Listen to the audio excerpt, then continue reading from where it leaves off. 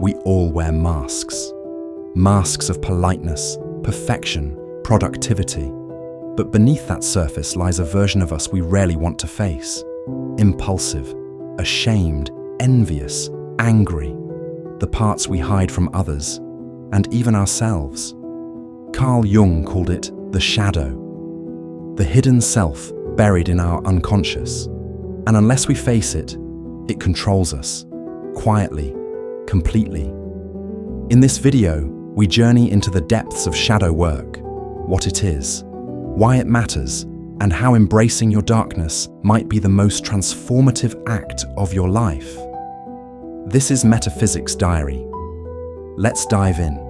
What is the shadow? Imagine your mind as a house. The living room is what you show the world, the curated version of you. But there's a basement too, filled with dusty boxes of emotions, memories, and traits you've locked away because they were unacceptable. The shadow is that basement. Carl Jung defined the shadow as the unconscious aspects of our personality, repressed desires, weaknesses, instincts, or emotions we've disowned. But ignoring the shadow doesn't make it disappear. In fact, it makes it more powerful. Every time you judge someone harshly, get triggered unexpectedly, or act out of character, that's your shadow whispering. How the shadow is born. As children, we're born whole, loud, curious, emotional, unapologetic. But over time, society teaches us what's good and bad. Praise trains us to display certain traits. Punishment teaches us to hide others. Were you told don't cry or stop being selfish? Those parts of you didn't vanish, you just buried them. This fragmentation creates a split within us, a public self and a private shadow. And the more you suppress, the bigger the shadow grows. Why shadow work matters? Why should you dive into this emotional underworld? Because what you don't own owns you. Repressed anger becomes passive aggression. Suppressed jealousy leaks into relationships. Hidden shame drives perfectionism. Shadow work isn't about becoming darker. It's about becoming whole. Only by acknowledging your unconscious mind can you stop it from sabotaging your life. And when you do, you gain emotional freedom, deeper relationships, and an authentic sense of self. Signs your shadow is running the show. You constantly judge others for traits you secretly fear in yourself. You sabotage your own success.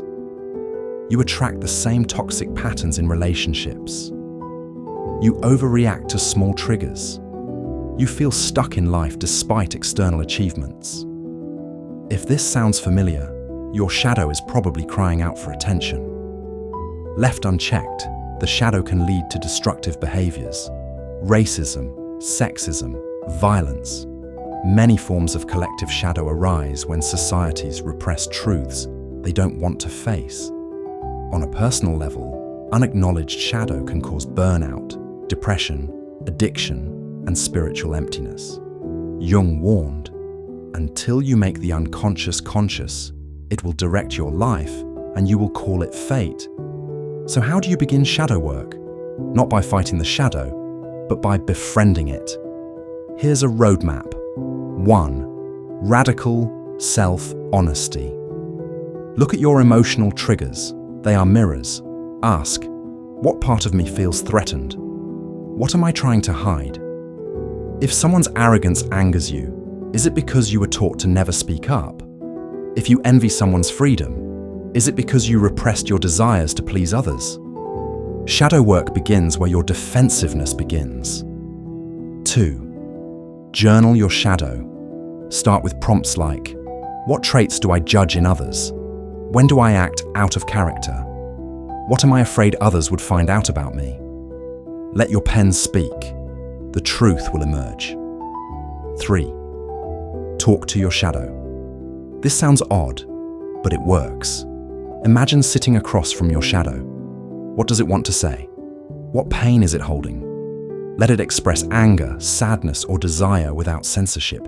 you might be surprised how much wisdom lies in what you've silenced.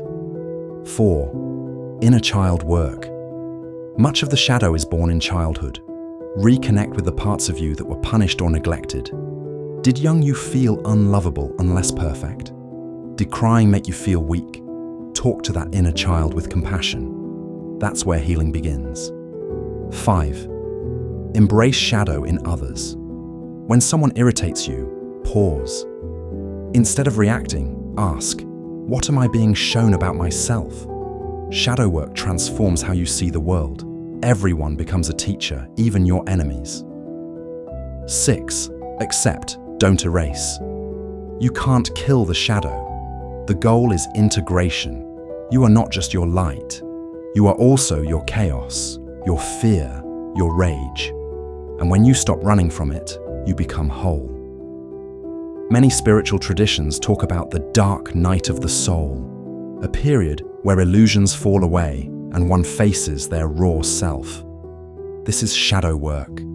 It is the soul's way of shedding false layers and returning to truth. Not to become good, but to become real. Shadow work isn't a trend. It's not a quick fix. It's a lifelong journey, but it's the only path to true freedom. As Jung said, one does not become enlightened by imagining figures of light, but by making the darkness conscious. You are not broken. You are layered, complex, real. And the more you own every part of your story, even the parts you wish didn't exist, the more powerful your presence becomes. So step into the basement, open the boxes, meet your shadow and listen, because in the darkness, your truth is waiting. If this resonated with you, take a moment to reflect. What part of you are you afraid to face? Let us know in the comments. And if you're ready to explore more topics that bridge the psychological and the philosophical, hit subscribe and join us here at Metaphysics Diary. Until next time, stay conscious, stay curious.